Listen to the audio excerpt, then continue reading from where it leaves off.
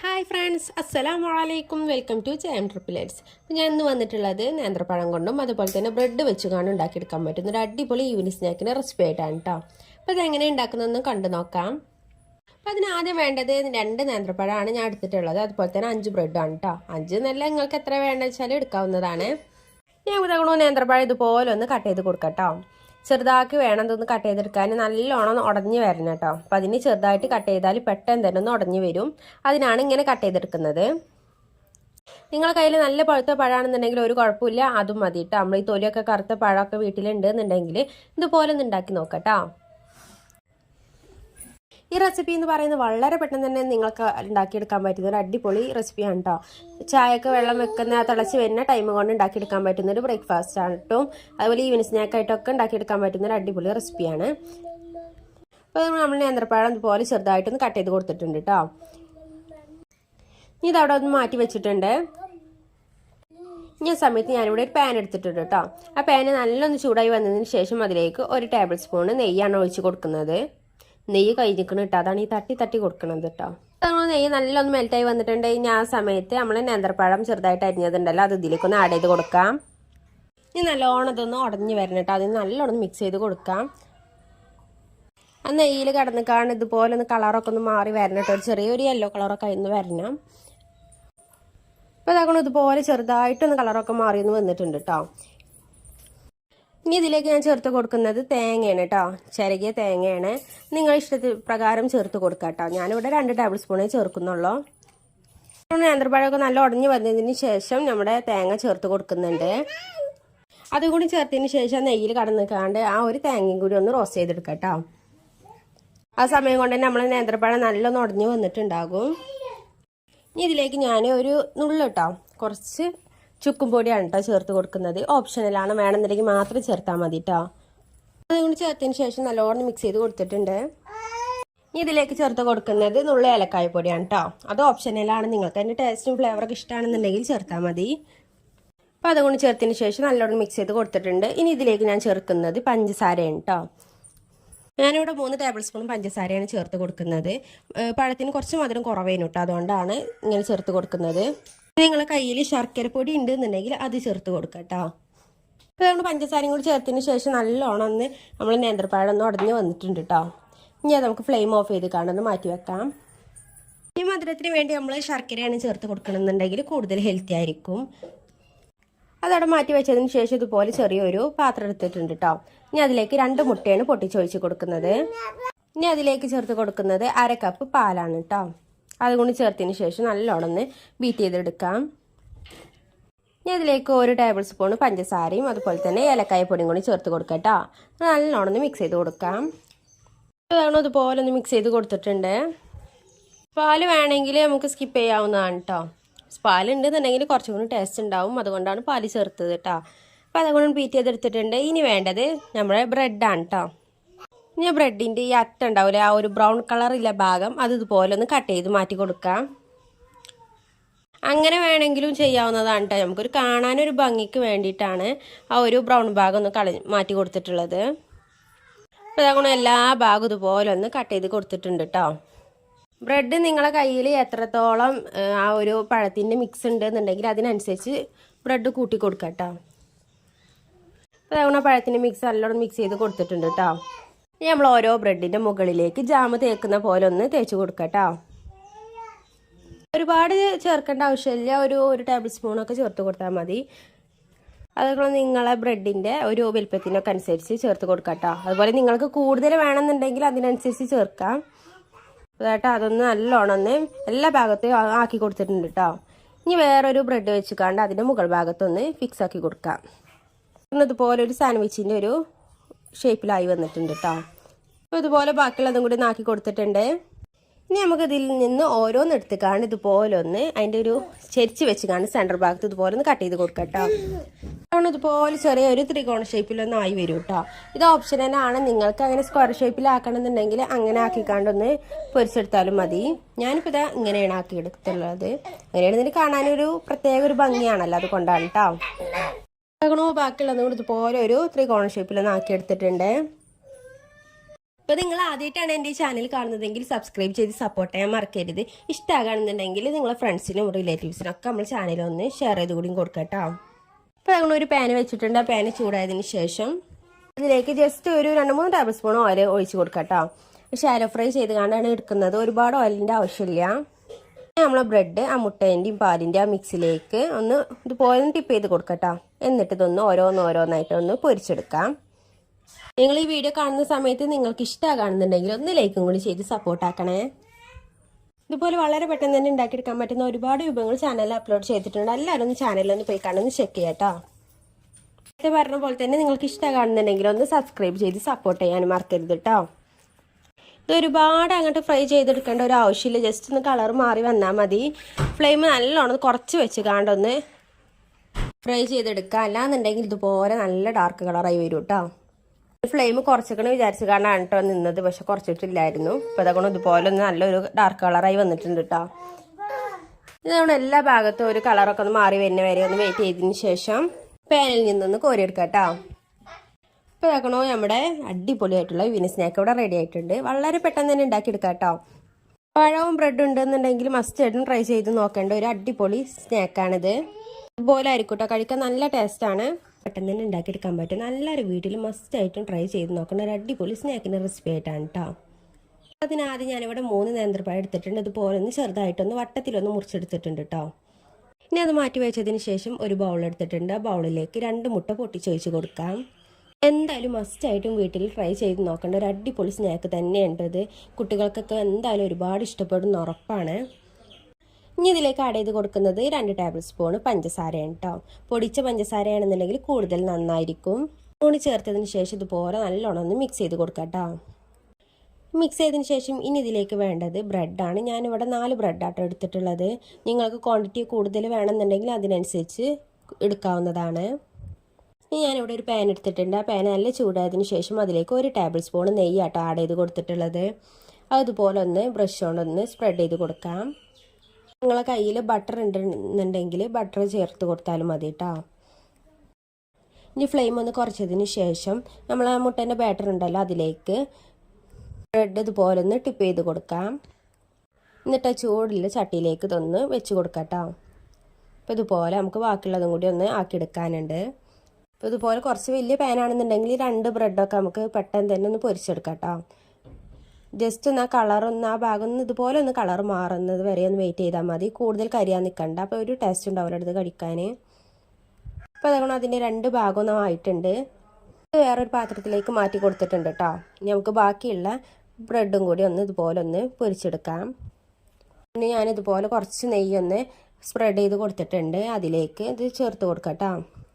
അപ്പോൾ ബാക്കിയുള്ള മുട്ടേൻ്റെ ബാറ്റർ ഉണ്ടല്ലോ അത് ഇതിലേക്ക് മുകളിലേക്ക് ഞാൻ ഒഴിച്ച് കൊടുത്തിട്ടുണ്ട്. ബാക്കിയുള്ളത് കൊണ്ട് മാത്രം ചേർത്ത് കൊടുത്തതാണ് കേട്ടോ. ഇനി നിങ്ങളെ കയ്യിൽ ഇല്ലയെന്നുണ്ടെങ്കിൽ ചേർത്ത് കൊടുക്കേണ്ട ഒരു ആവശ്യമില്ല. അപ്പോൾ അതും കൂടി 2 ഭാഗം ഇതുപോലെ ഒന്ന് മുരിഞ്ഞ് വന്നിട്ടുണ്ട്. ഇനി അതും കൂടി നമ്മൾ നേരത്തെ മാറ്റി വെച്ച പാത്രത്തിലേക്കൊന്ന് മാറ്റി കൊടുത്തിട്ടുണ്ട് കേട്ടോ. അപ്പോൾ ഇതാക്കണം നമ്മൾ ചട്ടി അത്യാവശ്യം നല്ല ചൂടായി കണ്ട് തന്നെ കേട്ടപ്പോൾ നിൽക്കുന്നത്. ഇനി അതിലേക്ക് ഞാൻ ചേർത്ത് കൊടുക്കുന്നത് 1 ടേബിൾ സ്പൂൺ നെയ്യ് ചേർത്ത് കൊടുത്തതിന് ശേഷം ഒരു 5 ടേബിൾ സ്പൂണ് പഞ്ചസാരയാണ് കേട്ടോ ചേർത്ത് കൊടുക്കുന്നത്. അതിലേക്ക് 1 ടേബിൾ സ്പൂണ് വെള്ളം കൂടി ചേർത്ത് കൊടുക്കുന്നുണ്ട്. ഇതെന്തിനാ വെച്ചാൽ നമ്മൾ പഞ്ചസാര ഒന്ന് കാരമൽ ചെയ്ത് എടുക്കണം കേട്ടോ. അതിനാണ് ഇങ്ങനെ ചേർത്ത് കൊടുക്കുന്നത് കേട്ടോ. അപ്പോൾ ഇതാക്കണോ കാരമൽ ചെയ്തെടുക്കുമ്പോൾ ആദ്യം ഇതുപോലെ ഒന്ന് ടൈറ്റ് ആയിക്കാണ്ടൊക്കെ വരും. പിന്നെയാണ് നമ്മളിത് കാരമൽ ചെയ്ത് വരിക കേട്ടോ. അതുപോലെ ചെറുതായിട്ട് കളറൊക്കെ ഒന്ന് മാറി വന്നിട്ടുണ്ട്. ഒരു ഗോൾഡൻ കളറൊക്കെ ആയി വന്നിട്ടുണ്ട് കേട്ടോ. ഈ സമയത്ത് നമ്മുടെ നേന്ത്രപ്പഴം ഉണ്ടല്ലോ ചെറുതായിട്ട് അരിഞ്ഞ് മാറ്റി വെച്ച നേന്ത്രപ്പഴം അത് ഇതിലേക്കൊന്ന് ആഡ് ചെയ്ത് കൊടുക്കാം. അതും കൂടി ആഡ് ചെയ്തതിന് ശേഷം നല്ലോണം മിക്സ് ചെയ്ത് കൊടുക്കാം കേട്ടോ. നിങ്ങൾ ആദ്യമായിട്ടാണ് എൻ്റെ ചാനൽ കാണുന്നതെങ്കിൽ സബ്സ്ക്രൈബ് ചെയ്ത് സപ്പോർട്ട് ചെയ്യാൻ മറക്കരുത്. ഇതുപോലെ വളരെ പെട്ടെന്ന് തന്നെ ഉണ്ടാക്കിയെടുക്കാൻ പറ്റുന്ന ഒരുപാട് വിഭവങ്ങൾ ചാനലിൽ അപ്ലോഡ് ചെയ്തിട്ടുണ്ട് കേട്ടോ. അപ്പോൾ എല്ലാവരും ചാനലൊന്ന് വാച്ച് ചെയ്യണം. ഇഷ്ടമാകുകയാണെന്നുണ്ടെങ്കിൽ ലൈക്കും കൂടി ചെയ്യണേ.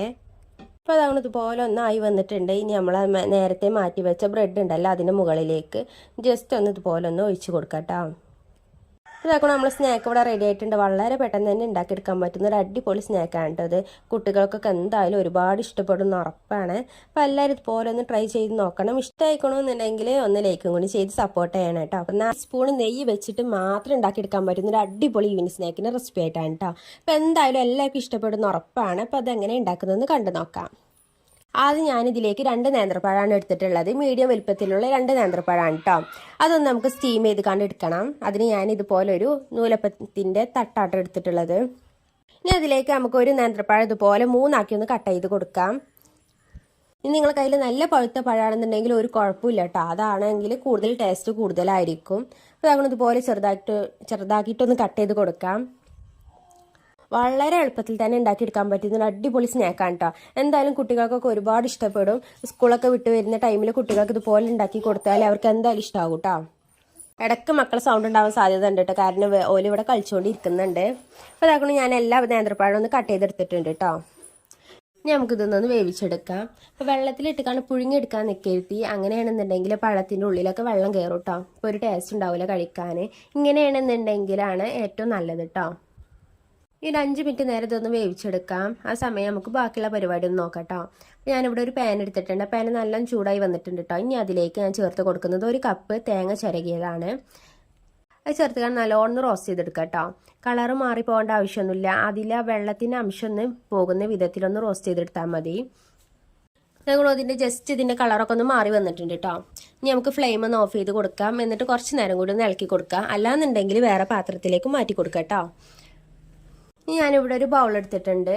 നമ്മൾ നേരത്തെ മാറ്റി വെച്ചാൽ നേന്ത്രപ്പഴം ഇതാക്കണം നല്ലോണം ഒന്ന് വെന്ത് വന്നിട്ടുണ്ട് കേട്ടോ. കണ്ടില്ല, ഇതുപോലെ നായി വന്നിട്ടുണ്ട്. ഇനി ഇതിൻ്റെ തൊലി ഒന്ന് കളഞ്ഞതിന് ശേഷം ഒന്ന് നല്ലോണം ഉടച്ചെടുക്കണം കേട്ടോ. അപ്പോൾ ചൂടോട് കൂടി വേണം ഇതൊന്ന് ഉടച്ചെടുക്കാൻ. അങ്ങനെയാണെന്നുണ്ടെങ്കിൽ നല്ലോണം കട്ടകളൊന്നും ഇല്ലാതെ ഉടഞ്ഞു വരും കേട്ടോ. അപ്പോൾ ഞാൻ ഇതുപോലെ ഒരു ഗ്ലാസ്സാണ് എടുത്തിട്ടുള്ളത്. ആ ഗ്ലാസിൻ്റെ ബാക്ക് കൊണ്ട് നല്ലോണം ഒന്ന് ഉടച്ച് കൊടുക്കാം കേട്ടോ. അതുപോലെ വളരെ പെട്ടെന്ന് തന്നെ ഉണ്ടാക്കിയെടുക്കാൻ പറ്റുന്ന ഒരുപാട് വിഭവങ്ങൾ ചാനലിൽ അപ്ലോഡ് ചെയ്തിട്ടുണ്ട് കേട്ടോ. എല്ലാവർക്കും ഇഷ്ടമാകുകയാണെന്നുണ്ടെങ്കിൽ ഒന്ന് ചാനൽ പോയി കാണുന്ന വാച്ച് ചെയ്യാം. നിങ്ങൾക്ക് റെസിപ്പീസൊക്കെ ഇഷ്ടമാകുകയാണെന്നുണ്ടെങ്കിൽ ചാനലൊന്ന് സബ്സ്ക്രൈബ് ചെയ്തും കൂടി സപ്പോർട്ട് ചെയ്യാം കേട്ടോ. അതുപോലെ നിങ്ങളെ ഫ്രണ്ട്സിനും റിലേറ്റീവ്സിനൊക്കെ നമ്മൾ ചാനലൊന്ന് ഷെയർ ചെയ്തും കൂടി കൊടുക്കാം കേട്ടോ. അപ്പോൾ അതാക്കണം നമ്മളെ പഴമൊക്കെ നല്ലോണം ഉടഞ്ഞു വന്നിട്ടുണ്ട്. ഞാനിവിടെ ഒരു മിക്സിൻ്റെ ജാർ എടുത്തിട്ടുണ്ട് കേട്ടോ. ഇനി അതിലേക്ക് നമ്മൾ ബ്രെഡ് ഉണ്ടല്ലോ, 4 ബ്രെഡാണ് ഞാനിവിടെ എടുത്തിട്ടുള്ളത്. ആ ബ്രെഡ് ചെറുതായിട്ട് ചെറിയ പീസസ് ആയിക്കാണ് ഇതുപോലെ ഒന്ന് കട്ട് ചെയ്ത് കൊടുക്കാം കേട്ടോ. അപ്പോൾ നമ്മൾ മിക്സിൻ്റെ ജാർ എടുക്കുമ്പോൾ ശ്രദ്ധിക്കേണ്ട കാര്യം, മിക്സിൻ്റെ ജാറ് ഭയങ്കര ഡ്രൈ ആയിക്കാണ് വേണം കേട്ടോ. വെള്ളമൊന്നും ഉണ്ടാവാൻ പാടില്ല. എല്ലാം തുടച്ച് വൃത്തിയാക്കിയതിന് ശേഷം മാത്രം ഒന്ന് ബ്രെഡ് ഇട്ട് കൊടുക്കാം കേട്ടോ. അപ്പോൾ അതാകണം ബ്രെഡൊക്കെ ഒന്ന് മുറിച്ച് കൊടുത്തിട്ടുണ്ട്.